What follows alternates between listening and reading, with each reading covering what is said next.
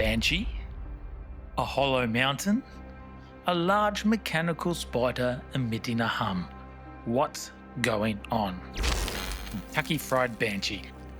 But he survives and he's like, I should probably tell the X-Men because it has something to do with Factor 3, surely. And he sends a message warning them about the spider. I bet that won't cause any confusion. Back with the X-Men, the Professor has been kidnapped.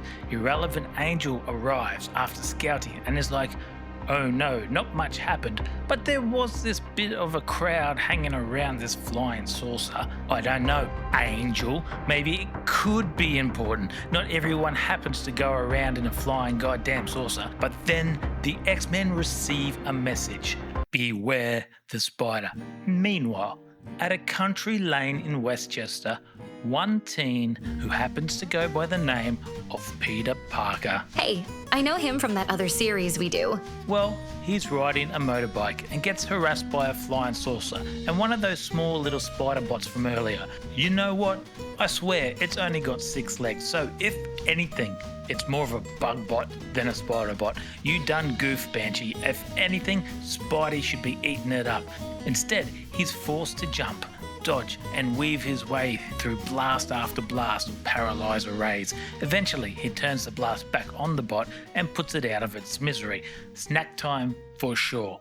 Cerebro lets the X-Men know of the threat. The X-Men, minus Token Jean, follow the source and find Spidey standing there. Oh my god, it's like all my YouTubes coming together at once.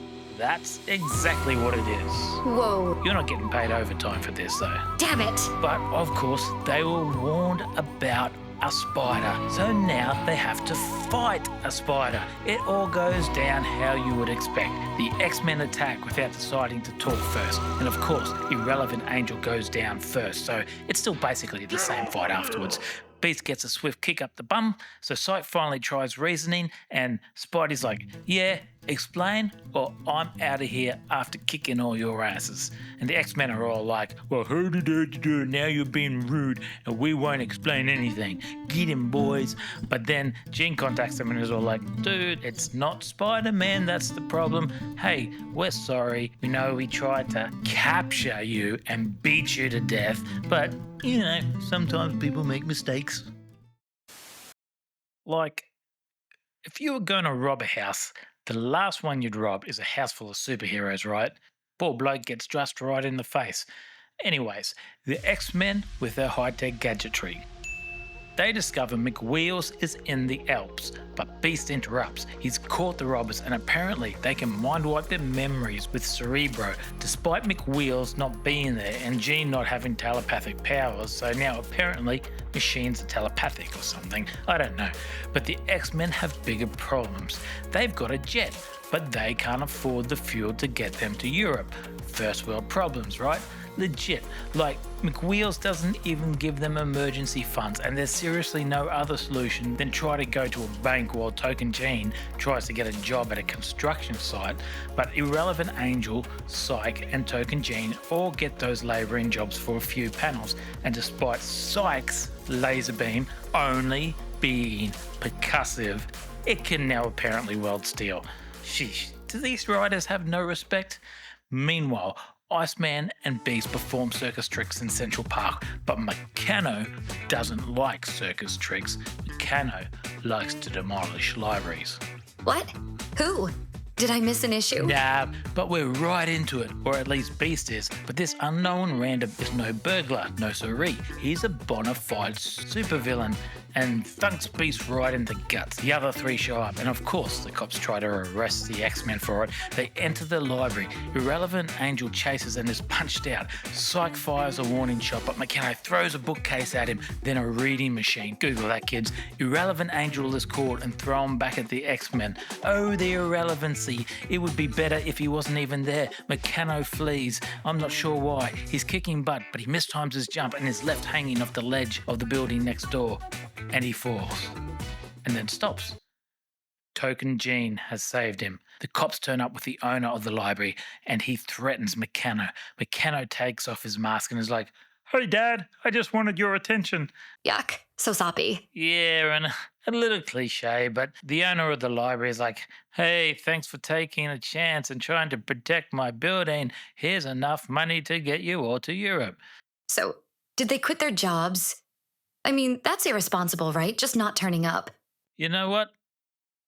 I don't know. I just hope we get to the end of this Factor 3 business soon. Look at it. You know, I've never really questioned why so many villains have just stupid helmet designs.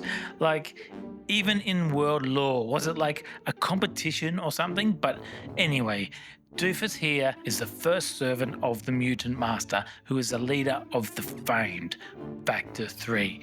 Those guys who have been mentioned a few times and who the Ogre was part of and who you will probably forget their names after this video ends, yet somehow have been one of the X-Men's biggest or at least most persistent threats up till now.